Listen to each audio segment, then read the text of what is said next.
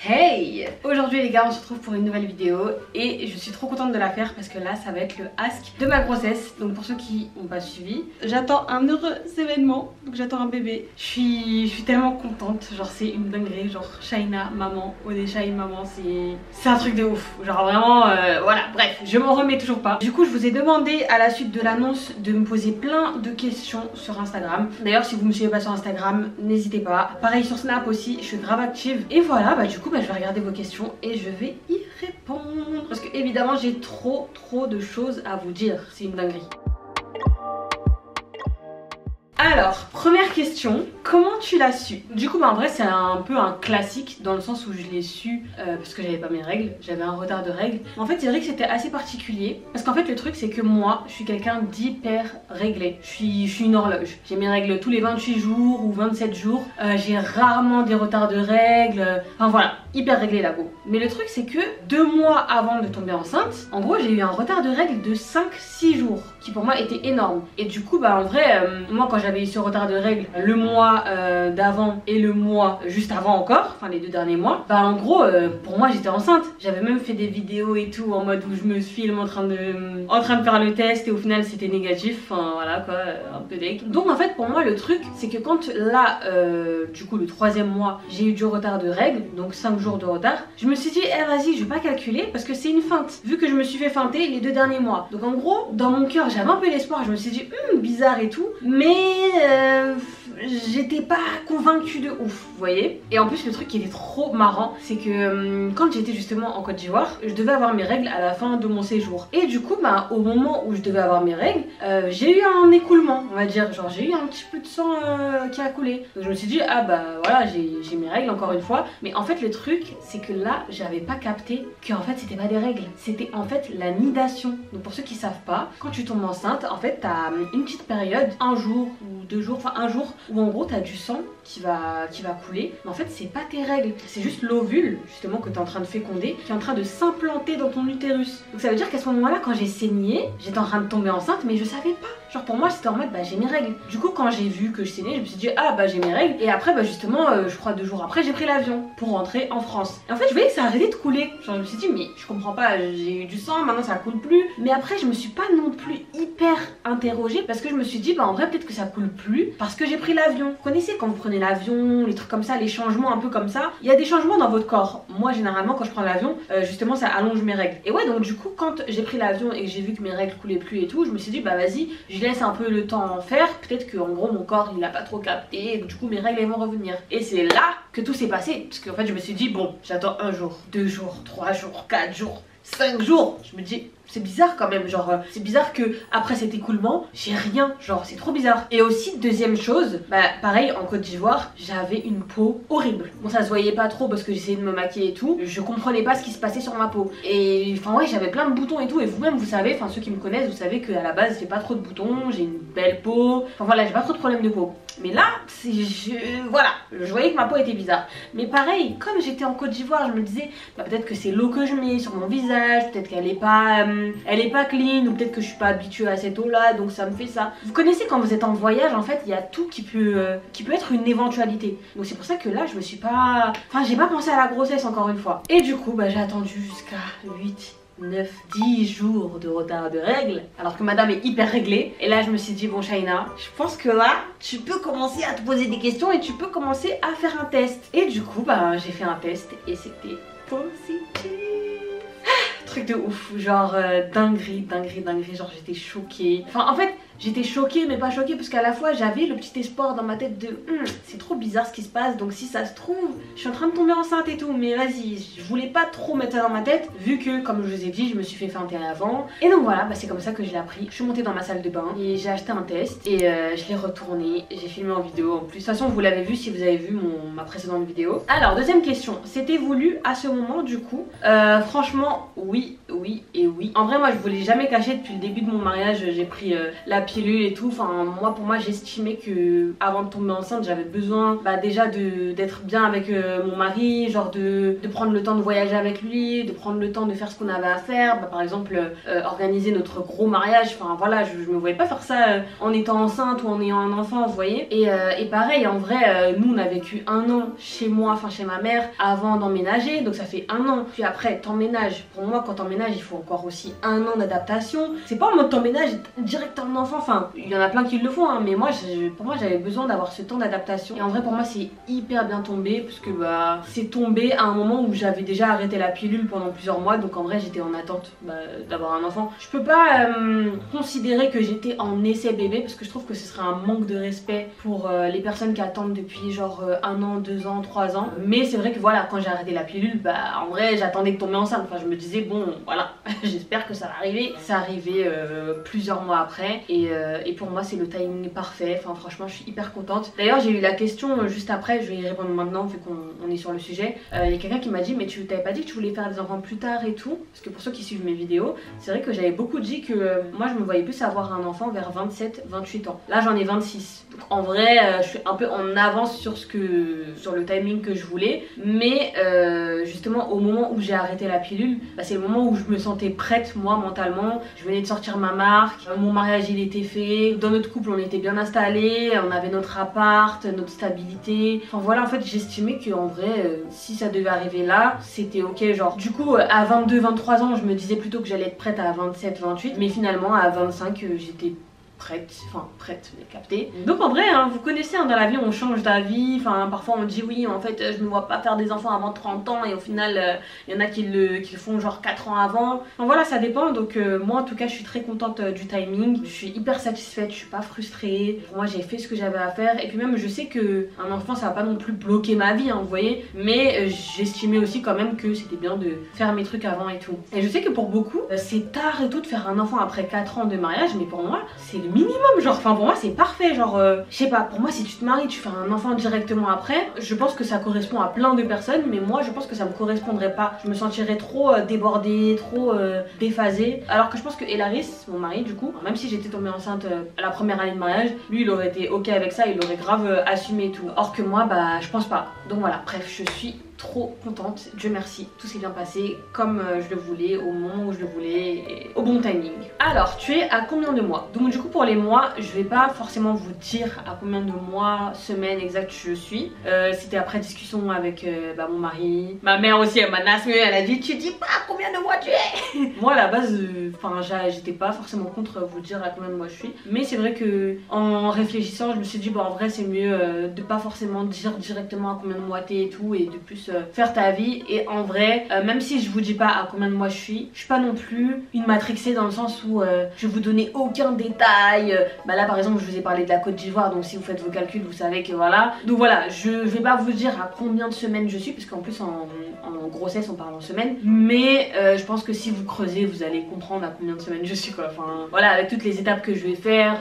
Là par exemple au moment où je filme, je crois que j'ai déjà fait le test du diabète gestationnel et tout. Enfin voilà, surtout celles qui ont été enceintes et tout, je pense que voilà elles doivent savoir. Du coup je préfère pas forcément vous dire à combien de mois je suis, mais je vais pas non plus vous cacher les étapes pour pas que vous deviniez et tout. Enfin voilà, celles qui devinent, et le reste du coup vous saurez au moment de l'accouchement à combien de mois j'étais au moment où je vous l'ai annoncé. Enfin, voilà. Alors, la décision d'annoncer la grossesse sur les réseaux sociaux a été commune entre Ella et toi. Oui, évidemment. Genre, j'allais jamais prendre une décision sans son accord. Enfin, voilà quoi. Là, c'est pas un truc qui me concerne juste moi. Hein. C'est pas moi qui annonce que j'ai sorti ma marque ou tac ou tac. Là, on annonce un truc commun. C'est notre enfant à tous les deux. Donc, j'aurais trouvé ça irrespectueux, genre d'annoncer moi-même quand je le veux. Donc, ouais, franchement, on en a discuté ensemble et on était d'accord. Donc voilà, c'est comme ça que ça s'est fait. Et voilà. Alors, parle-nous des restrictions niveau bouffe. Qu'est-ce qui te manque le plus? Oh my god, my god, my god, my god. Mais quand vous êtes enceinte, c'est une dinguerie. C'est une dinguerie parce qu'il y a plein de choses qui vous sont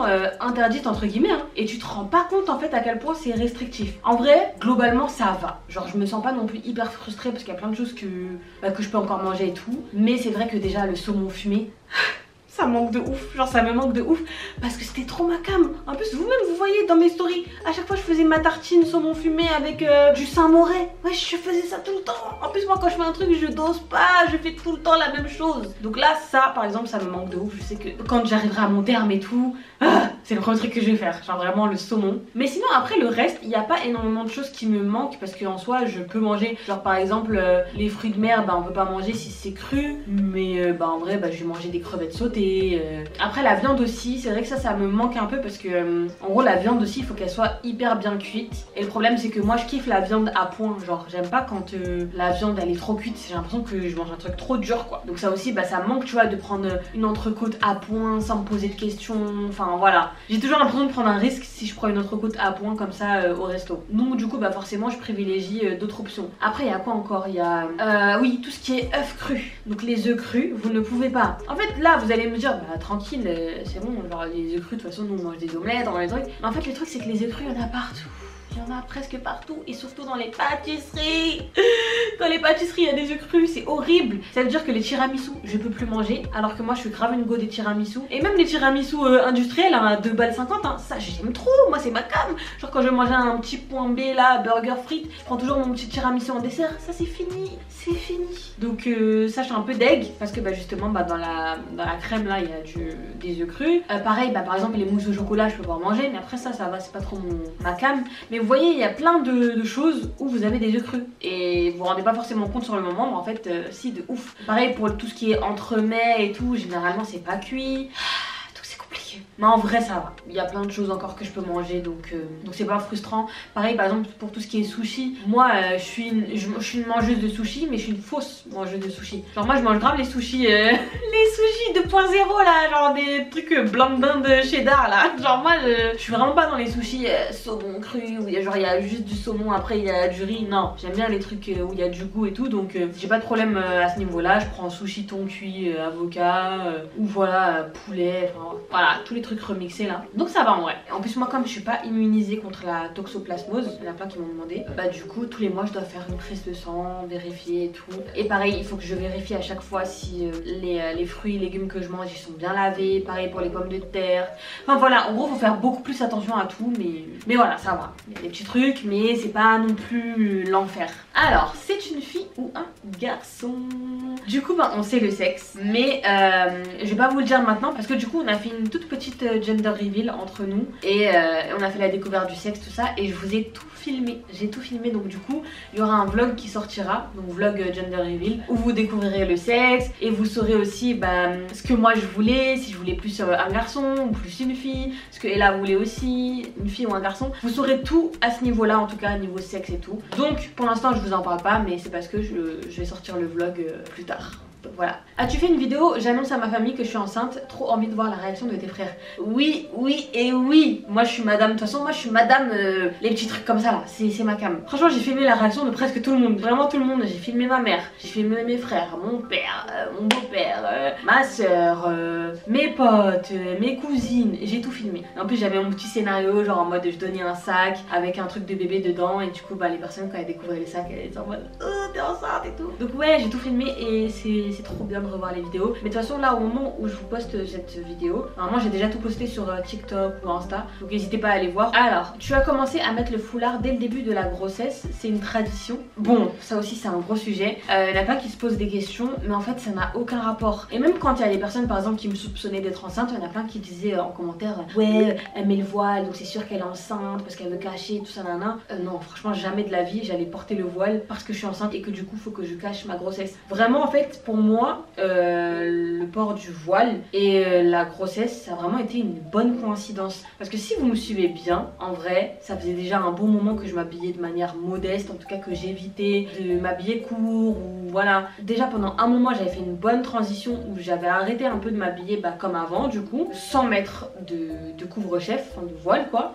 Et justement bah, le fait de tomber enceinte peut-être que ça m'a aussi conforté dans l'idée que je voulais aller dans ce truc là parce que comme par hasard bah, il fallait que je cache aussi ma grossesse. Mais c'est pas non plus la raison pour laquelle j'ai commencé à m'habiller comme ça ou me couvrir les cheveux, ça n'a rien à voir. Et d'ailleurs même, par exemple, quand j'étais en Côte d'Ivoire, je savais pas forcément que j'étais en train de tomber enceinte, enfin voilà. Et pourtant vous voyez bien ma manière de m'habiller en Côte d'Ivoire, voilà. Enfin c'est très modeste, hein, ma robe orange dégradée, même quand on allait en soirée, je mettais des combinaisons, mes bras ils étaient couverts. Enfin vous avez capté, genre en gros j'étais grave pas habillée comme la team avec qui j'étais. Enfin c'est pas pour dénigrer ou quoi, hein, mais c'est juste pour dire que voilà, on voyait quand même que de mon côté ma manière de m'habiller était différente. Sauf une fois où j'étais partie à la plage, où là j'avais mis une robe bretelle, et c'était la seule fois je crois où j'étais habillée un peu en mode parce que j'étais à la plage. Mais sinon, dans ma tête j'avais déjà ce truc là de je m'habille différemment. Et pourtant vous connaissez les trucs comme ça, tu vas au soleil et tout, c'est là où tu dégaines toutes tes mini-jupes, tous tes shorts, tous tes crop tops, tous tes... Enfin voilà quoi. Et justement moi j'étais pas dans cette optique là, donc vous voyez que ça n'a rien à voir avec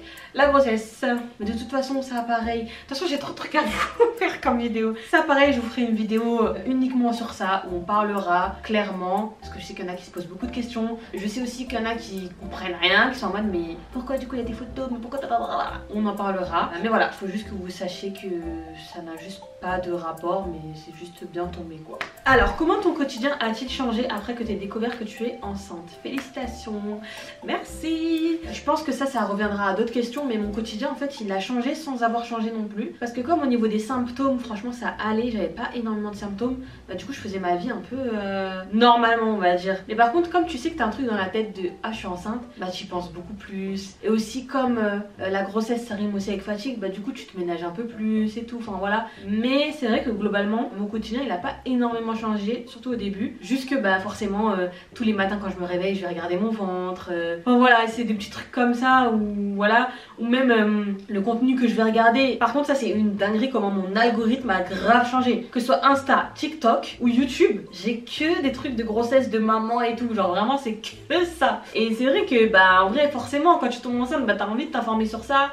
Pareil pour les influenceuses, genre mes influenceuses de cœur c'était toutes celles qui étaient enceintes, genre Paisiam, Yousra, Noémie, enfin voilà quoi, je suivais que ça. Je suivais leurs stories comme enfin voilà, je loupais rien quoi, je kiffais trop, parce que forcément ça t'aide à savoir toi comment ça va se passer pour toi ou quoi, vu que elles étaient en avance du coup, et que du coup les trois elles ont accouché d'ailleurs. Moi je dirais que c'est ce qui a changé. Alors vous allez déménager pour accueillir le nouveau bébé? Non, du coup non, parce qu'en fait on a la chance d'avoir un F4, du coup on a 3 chambres et largement la place d'accueillir un bébé en attendant de déménager et tout. Du coup moi ce que je vais faire c'est que la pièce make-up je vais la réaménager, mais en vrai pas de ouf parce que en soi je peux déjà entre guillemets faire un petit coin dans la pièce make-up. Après peut-être que je vais enlever le canapé rose qui est dans ma pièce make-up, comme ça fera plus de place, comme ça fera un coin make-up pour moi et un coin bébé pour bébé. En plus en vrai de vrai quand le bébé il est petit et tout, il n'y a pas forcément besoin d'avoir une chambre de ouf, un espace de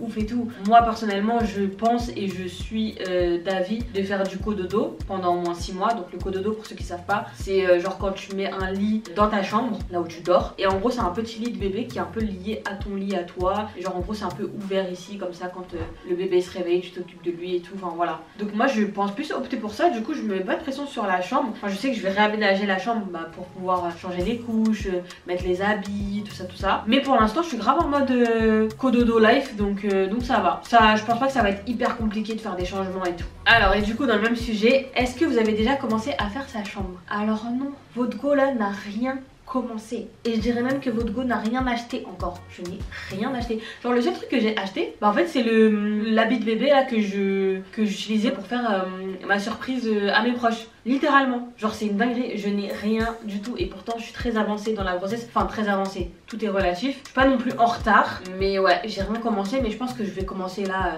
cet été, tranquillement. Je suis encore dans les temps, ça va. Et j'ai encore la pêche donc je m'alarme pas. Je suis pas en mode de, oh là là, mon ventre il va jusqu'à là-bas et je peux plus marcher et tout. Non, donc ça va. Alors du coup là j'ai 2 questions que je vais coller ensemble parce que ça va ensemble. C'était quoi tes symptômes de grossesse et comment a été ton premier trimestre? Alors franchement mon premier trimestre nickel, genre vraiment nickel de chez nickel. Enfin non j'abuse parce qu'il y a des petits trucs et tout. Moi je dis ça dans le sens où j'ai pas eu de nausées et pour moi c'était le premier truc que je voulais éviter. Genre vraiment je me disais mais Shaina comment tu vas faire avec les nausées, genre tu vas vomir, comment même tu vas nettoyer le vomi parce que ça fait peur. Genre enfin c'est moi tout ce qui est vomi et tout ça me dégoûte à mort. Enfin je pense que ça dégoûte de tout le monde, mais moi c'est particulier, genre vraiment j'avais trop peur, je me disais mais comment je vais faire? Et là carrément je me réveillais, je me disais bah attends, ok Shaina, là t'as 5 semaines, t'as pas de nausée, ok, je me rendors, allez, 6 semaines, pas de nausée, 7 semaines, 8 semaines. Après je me suis dit mais en fait, je crois que je vais pas avoir de nausée. Et là j'étais tellement contente, je vous jure, j'étais tellement soulagée. Du coup bah tout mon premier trimestre je n'ai pas vomi une seule fois. Franchement c'est le bonheur, vraiment le bonheur. Par contre comme je vous ai dit un petit peu dans la dernière vidéo, mes symptômes de transport là, mon mal de transport il a été accentué. Moi de base genre j'ai grave le mal du transport. Ça veut dire que pour moi impossible de lire dans les transports ou de lire pendant que je suis dans un Uber ou quoi. Enfin être trop sur mon téléphone en voiture, ça impossible parce que ça me fait mal à la tête et ça me donne envie de vomir. Donc déjà j'avais déjà ça de base, mais là le fait d'être enceinte ça a accentué. Ça veut dire qu'à chaque fois que je suis dans la voiture de quelqu'un, il y a un moment où je me sens pas bien et tout, mais pas au point de vomir. Donc ouais, en vrai franchement ça va de ouf. Après en autres symptômes, bah du coup il y avait la fatigue. Ouais j'étais très fatiguée, mais c'est vrai que moi de base je suis quelqu'un déjà de KO. Je suis déjà KO. Donc j'arrive même pas à différencier ma manière d'être KO et le KO de quand t'es enceinte, vous voyez. Donc ouais il y a la fatigue quand même. Et aussi la poitrine. Genre moi la poitrine c'est vraiment le truc qui m'a choquée. Et c'est vraiment le truc qui est arrivé dès les premiers jours. Genre vraiment mais genre j'ai pris une taille de ouf en poitrine. Genre c'est un truc de ouf. C'est un truc de fou malade. Genre les jours passés ma poitrine elle grossissait. Je me disais mais quand est-ce que ça va s'arrêter là cette histoire? Parce que c'est bien marrant mais ouais, jusqu'à quand? Et en vrai ça va parce que comme de base j'ai pas une poitrine de ouf, genre hyper imposante et tout, ben ça va, du coup je suis à un stade tranquille et je suis satisfaite de ma poitrine. Je suis pas non plus en mode oh là là c'est devenu trop gros, c'est ingérable, mais voilà. Après même vous savez au niveau des odeurs, des envies, tout ça, franchement j'ai rien eu, genre j'ai pas eu d'odeur qui me dégoûtait, franchement j'étais comme d'hab. Genre les 3 premiers mois, des fois je me disais mais est-ce que je suis enceinte pour de vrai, genre enfin vous voyez. Franchement, Dieu merci, premier trimestre, nickel. Et d'ailleurs, j'ai eu une question par rapport à ça. On m'a demandé comment ça s'est passé pendant le ramadan et tout. Parce que si vous faites bien vos calculs, en vrai, pendant le ramadan, j'étais enceinte. Et comme ça se passait bien, bah en fait, je me suis dit, bah tu sais quoi, Shaina, tu vas jeûner. Et j'avais demandé à ma sage-femme tout ça, et elle m'a dit, bah en vrai, si vous vous sentez de le faire, si vous sentez pas trop KO, tout ça, faites-le, mais mangez juste le matin. Donc, bah du coup, quasiment tous les matins, je me réveillais pour manger. Et mon ramadan aussi, c'est super bien passé. Genre vraiment tranquille. Genre, c'était dur. Parce que forcément quand t'es enceinte t'es un peu plus fatiguée et tout, mais c'était pas horrible. Donc en vrai même le ramadan ça s'est grave bien passé et tout. Mais par contre il y a un truc qui m'est arrivé, c'est une dinguerie. Mais cette histoire du coup je sais pas si je vous la raconte là ou si je vous fais une story time que je vous mettrai en short et TikTok tout ça, parce que sinon la vidéo va durer 40 ans. Mais j'ai une grosse story time à vous raconter par rapport à ça. Mais par contre au niveau du premier trimestre, bah comme je vous ai dit, un bouton de ouf. Genre ma peau elle est horrible, elle est naze de chez naze. Du coup j'essaie même pas de faire de skincare ou quoi, parce que je sens qu'en fait c'est vraiment hormonal et que c'est pas une skincare qui va vraiment améliorer le truc. Enfin voilà, j'essaie de garder quand même ma petite routine et tout. Et je fais aussi mon petit masque de ma marque, hein, Honey Lang. Mais je sais que c'est pas ça qui va enlever tous mes boutons. Genre ça améliore ma peau. Tous mes boutons ne vont pas partir avec ça parce que c'est ancré en fait. Je sais que c'est ma grossesse qui fait que ma peau elle est comme ça. Du coup j'accepte et voilà. Donc ouais franchement ça s'est bien passé. Et même comme je vous ai dit, je continue à faire des vidéos de danse et tout. Enfin franchement je faisais ma life au premier trimestre. Sauf l'épisode que je dois vous raconter, bien vous raconter là. Globalement c'était good. Alors je voulais savoir comment tu as géré la peur de te savoir enceinte et ton mari. Bonne question, mais en vrai je crois qu'il y a un peu une phase de déni, je sais pas comment vous dire. En gros je suis grave contente d'être enceinte, mais je suis que dans les trucs positifs. Genre je suis pas en mode j'appréhende pas de ouf, je suis pas en mode ouais mais du coup je vais avoir un enfant toute ma vie, ouais mais du coup il va se réveiller la nuit, je vais dormir, nanana. Genre en gros je suis plus dans le positif de hey je crée la vie, genre je donne la vie, je vais avoir un enfant. Du coup ouais comme je suis grave positive, bah je trouve que ça va, j'ai pas d'angoisse de fou malade par rapport à ça je trouve. Et mon mari bah pas du tout aussi, genre lui il est plus que prêt. Enfin après en vrai il va découvrir aussi hein, autant que moi. Mais pareil il est grave dans une optique grave positive et tout. Et même lui carrément ça le saoule quand les gens ils sont en mode ouais tu vas plus dormir et tout, tu vas voir nan. Lui il est en mode mais c'est pas grave genre ok je vais moins dormir d'accord, mais enfin voilà on relativise de ouf. Après peut-être que ça va nous taper comme ça à la gorge et on va être choqués hein, mais on préfère le prendre comme ça plutôt que être dans des angoisses de fou et voilà. En tout cas globalement pour la grossesse ça se passe comme ça. Alors pourquoi avoir gardé le secret aussi longtemps? Je pense que ça date. Ton ventre est déjà immense. Déjà je trouve pas que mon ventre est immense. Après c'est peut-être parce que moi comme là je suis que des trucs enfin je vois que des trucs de maman et tout, je vois des ventres de fou malades. Donc du coup bah quand je me compare je suis en mode de mon ventre ça va. Mais ouais tout est relatif. Et oui ça de toute façon je vous l'ai dit dans la première vidéo. En vrai on a voulu le garder aussi longtemps que possible parce que déjà c'est le premier bébé. Le premier bébé tu sais pas comment ça se passe. Enfin la première grossesse tu sais pas vraiment comment ça se passe. En plus les 3 premiers mois bah t'as peur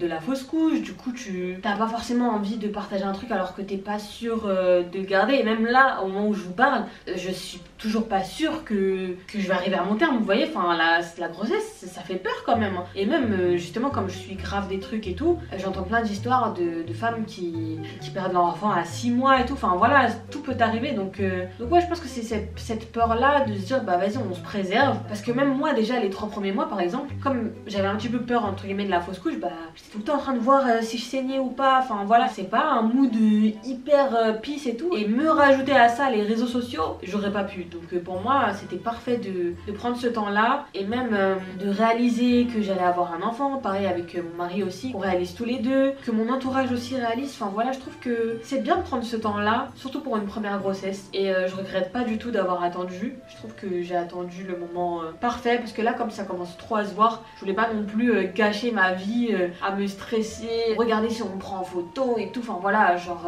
pour moi c'était le bon timing et c'était juste pour avoir le temps de réaliser que j'allais tomber enceinte, avoir le temps de faire mes analyses, voir si tout allait bien, même si jusqu'à aujourd'hui je ne suis toujours pas sûre que tout allait bien parce que voilà, parfois on découvre des choses plus tard et tout, mais voilà, c'était juste pour me préserver. Alors, est-ce que t'as eu le masque de grossesse ma belle? Eh ben ma belle, tu fais bien de dire ma belle parce que moi je suis plus belle et c'est fini, ma beauté là c'est parti. Donc ouais, enfin, après j'abuse parce que en gros c'est moi donc forcément je vais tout abuser parce que c'est moi qui vis le truc. Mais oui, genre moi mon nez, je suis désolée mais wesh.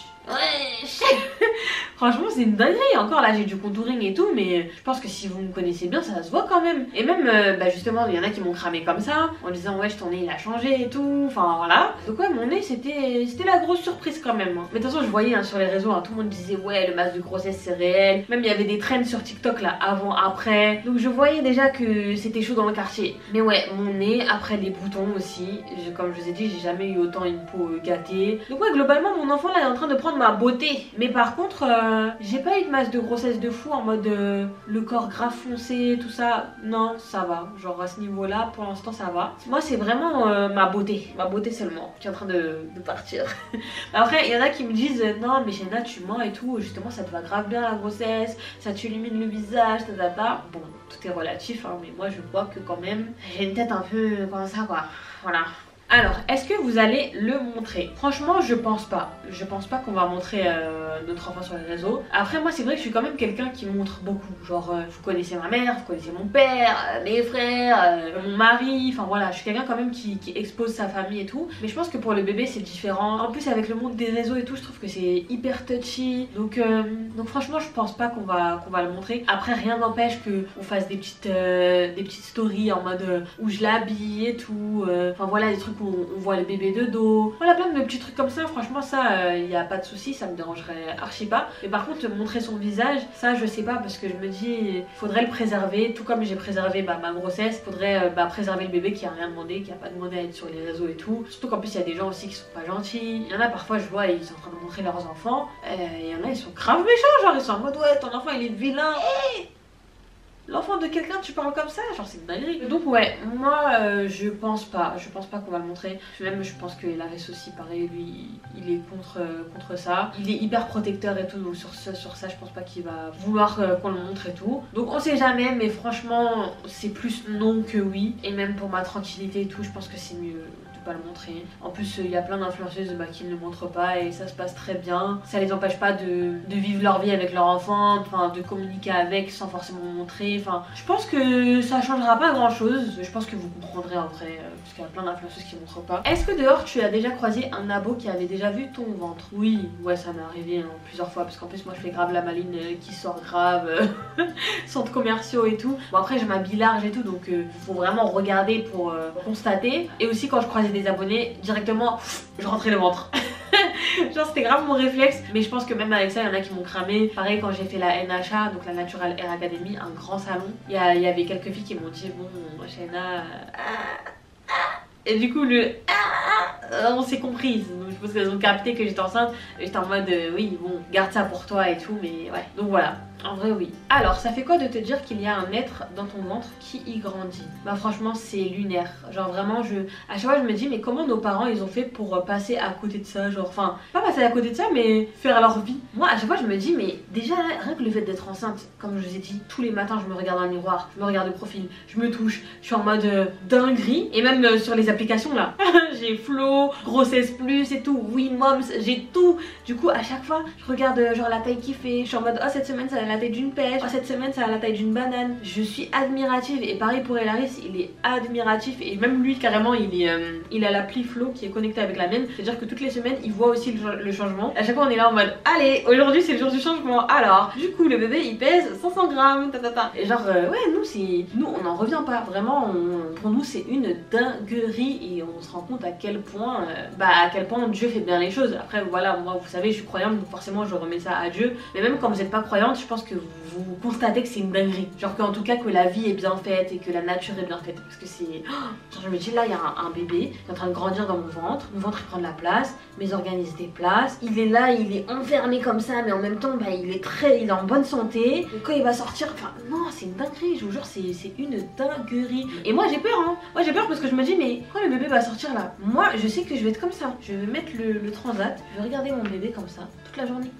Je vais être comme ça, je vais pas m'en remettre. C'est impossible. Je vais me dire mais toi t'es sorti de mon ventre, t'es une partie de moi, toi genre tu comptes sur moi. Non, c'est une dinguerie. Voilà, j'ai trop hâte. Alors, as-tu peur du jour de l'accouchement? Bien sûr je parle au niveau des douleurs. Oui et oui quand même. Genre en vrai j'essaye de pas y penser, enfin j'y pense pas de ouf, du coup je m'angoisse pas par rapport à ça, mais dans tous les cas c'est un truc que j'ai jamais vécu et voilà, il y a plusieurs types d'accouchements, le nombre de récits d'accouchement que j'ai écouté, faut voir, mais oui donc forcément ça fait un petit peu peur parce que c'est l'inconnu. J'ai aussi peur de la douleur, parce qu'en plus souvent il y a beaucoup de femmes qui disent que les contractions par exemple c'est l'équivalent de douleur de règles fois 1000, mais le problème c'est que votre go, Dieu merci, n'a pas de douleur de règles. C'est-à-dire que comme moi j'ai mes règles, c'est comme les autres jours. Du coup quand quelqu'un me dit ah bah tu vois les douleurs de règles, je suis en mode non.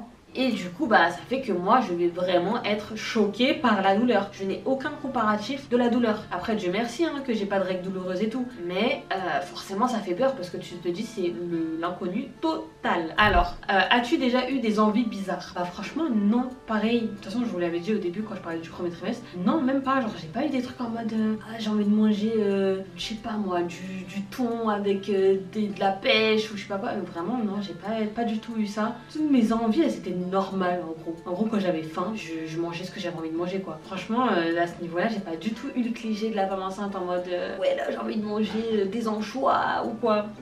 Non, que des trucs classiques quoi. Que des envies genre que j'ai de base en tant que femme gourmande quoi. Est-ce que tu as des craintes? Souhaites-tu accoucher par voie basse ou péridurale? Félicitations. Je crois qu'elle voulait dire césarienne parce que péridurale c'est justement juste la piqûre qui fait que tu sens pas la douleur de l'accouchement, mais c'est par voie basse. Du coup comme je vous ai dit, oui j'ai des craintes parce que c'est un truc que j'ai jamais vécu et tout, donc forcément je vais découvrir. Mais voilà, d'un côté je me dis j'ai envie de voir comment ça va être et tout. Et ça ne m'empêche pas aussi de me poser la question d'un accouchement physiologique. Donc pour ceux qui savent pas, l'accouchement physiologique en gros c'est quand t'accouches sans péridurale, c'est-à-dire qu'on te pique pas pour enlever la douleur et tout, et que littéralement tu sens tout. Tu sens toutes les contractions, tu sens aussi quand le bébé il passe, par voie basse et tout, enfin voilà. En gros tu sens toute la douleur. Et en fait au début moi j'étais en mode comme tout le monde du coup je vais faire péridurale et tout. Mais en fait je sais pas, plus je réfléchissais, plus je me disais mais en fait et si tu pouvais supporter finalement sans péridurale, genre qu'est-ce qui t'empêche de pas avoir ce projet là, enfin de tester en tout cas. Donc en vrai moi je suis pas fermée à un accouchement sans péridurale, du coup un accouchement où je sens tout. Et c'est pas que dans l'optique où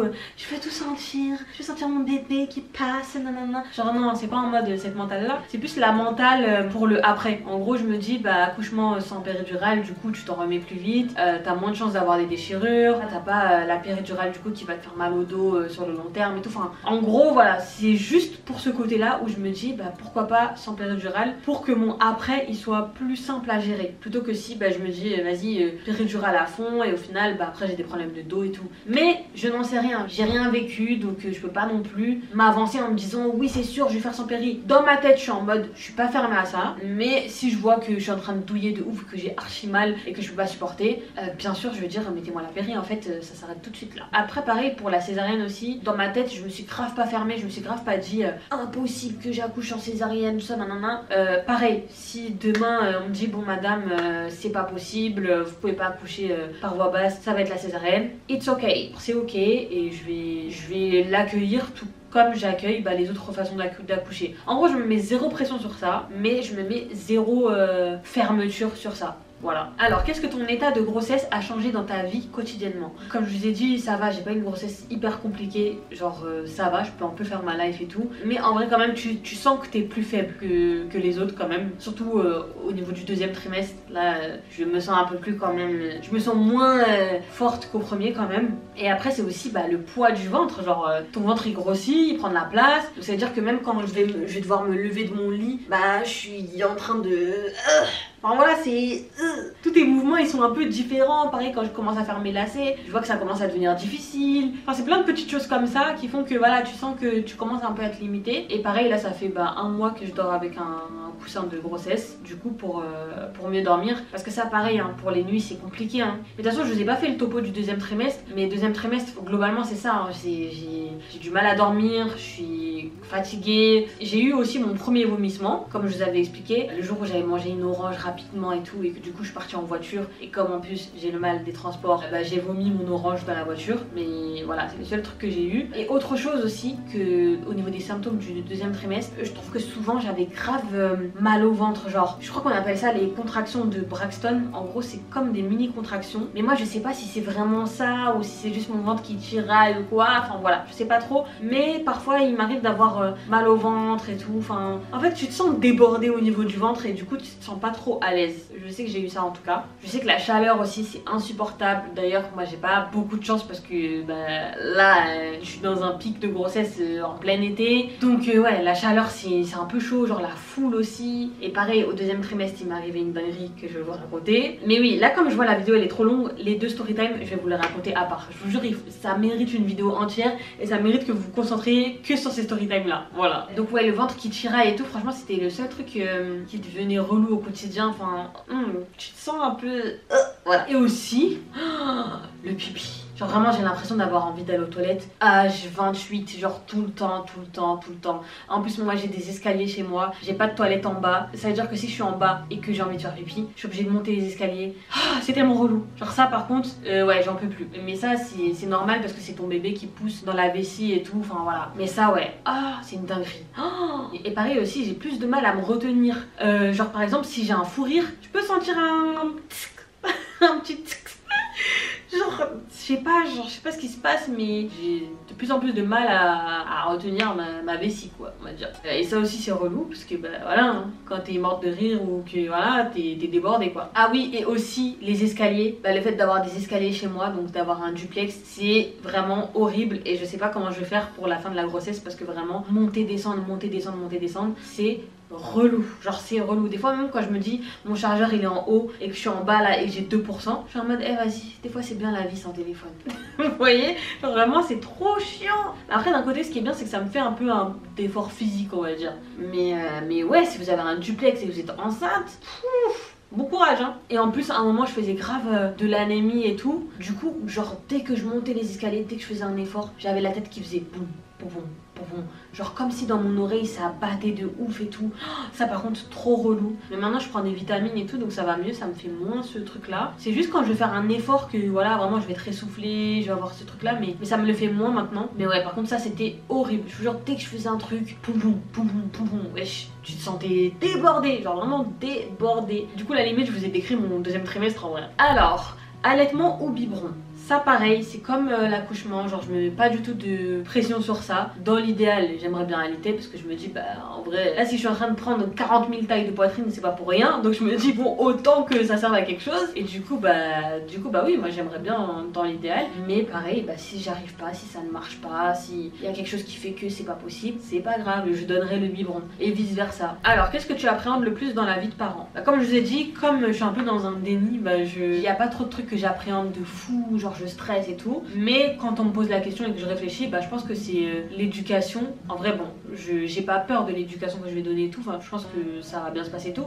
Mais c'est plus le fait que, bah en vrai, il y a un moment de la vie de ton enfant où tu peux pas gérer. Genre en gros, même si toi t'as beau donner l'éducation que tu veux, bah c'est pas dit que ton enfant il va tout suivre et c'est pas dit qu'il va être comme toi tu penses qu'il va être parce que bah t'as fait les choses comme ça. Vous voyez? Donc ouais, en fait c'est l'inconnu parce que ton enfant il aura des fréquentations, il aura une personnalité. Enfin, tu peux pas deviner tout ça. Faut le vivre pour savoir comment ça va se passer, vous voyez. Parce qu'en vrai, moi je me dis, bah, par exemple, même si vous avez des frères et sœurs, vous avez été éduqués de la même manière et pourtant vous n'êtes pas pareil. Vous avez un caractère différent.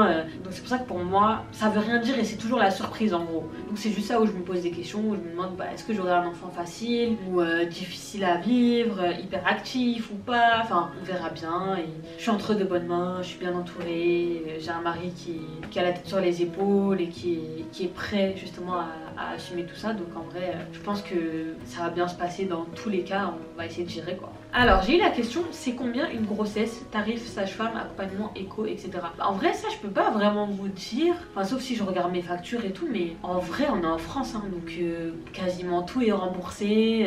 La sage-femme même si tu payes, bah, au final on te rembourse.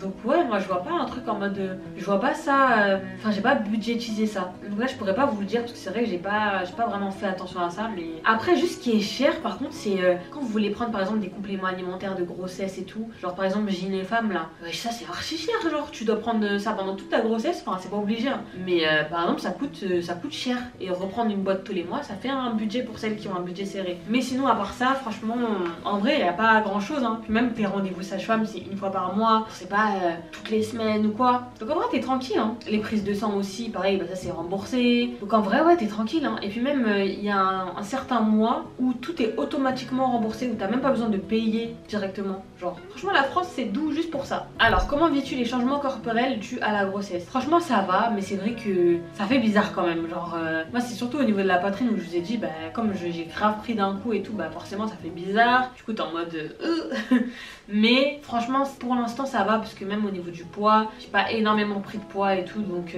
pour l'instant je le vis bien. Et pareil au niveau des vergetures, bah j'en ai pas. Je sais pas, peut-être que je vais en avoir, mais moi je pense que c'est parce que je mets mon huile au Nail Lang, petit placement de produit. Mais mon huile vraiment, genre je mets matin soir et je vous jure que bah, j'ai toujours pas de vergetures parce que bah je pense que ça joue en fait. Donc vraiment les Baby Mama 2024, onailang.com, prenez mon huile My Onay Moment.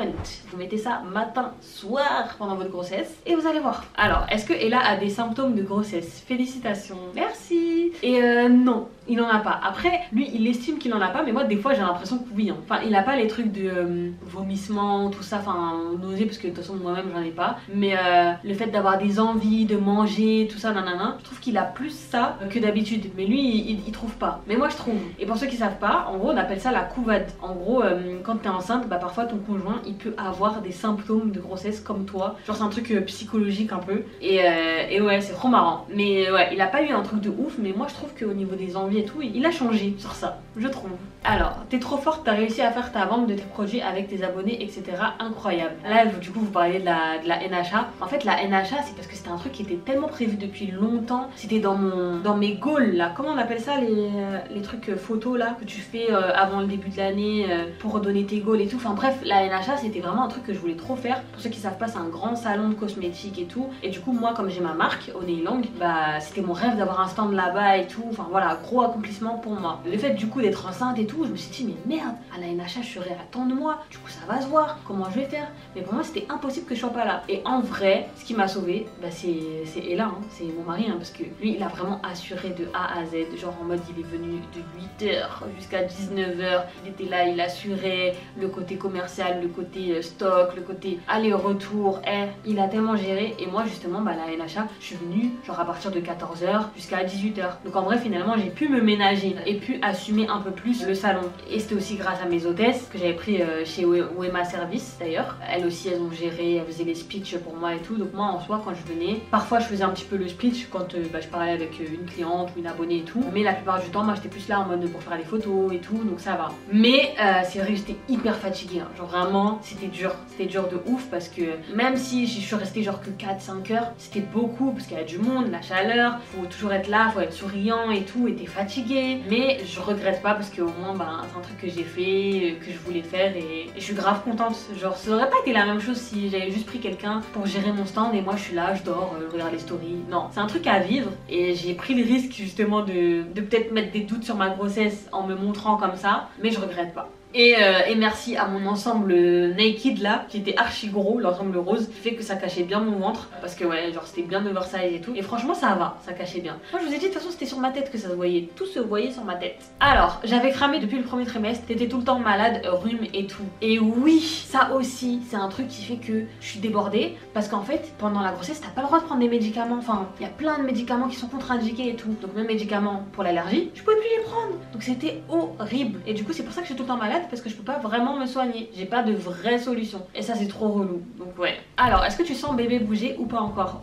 Oui, je sens bouger tous les jours et c'est trop bien, genre c'est une sensation incroyable de sentir son bébé bouger. Tu te dis mais oh, genre il est vraiment là et tout, et tu sens les petits coups, même Ellery c'est kiff sentir le bébé bouger, enfin voilà, franchement c'est trop bien. Alors dernière question, te sens-tu prête pour ce nouveau chapitre de ta vie? Bah en vrai je pense qu'on n'est jamais vraiment prête, mais oui, parce que c'est quelque chose que j'ai quand même voulu, qu'on a voulu. Je suis dans de bonnes conditions, je suis bien entourée, donc voilà, moi je me sens prête en tout cas à vivre cette expérience et voilà. Donc voilà, c'est la fin de la vidéo, j'espère qu'elle vous a plu, n'hésitez pas à liker, commenter, vous abonner et voilà, bah, on se retrouve prochainement pour plein d'autres vidéos et aussi n'hésitez pas à me follow sur TikTok, Insta et tout parce que je vais faire plein de story time là-bas, tout ça et voilà. Donc en attendant, on se dit à la prochaine et prenez soin de vous. Tchuss.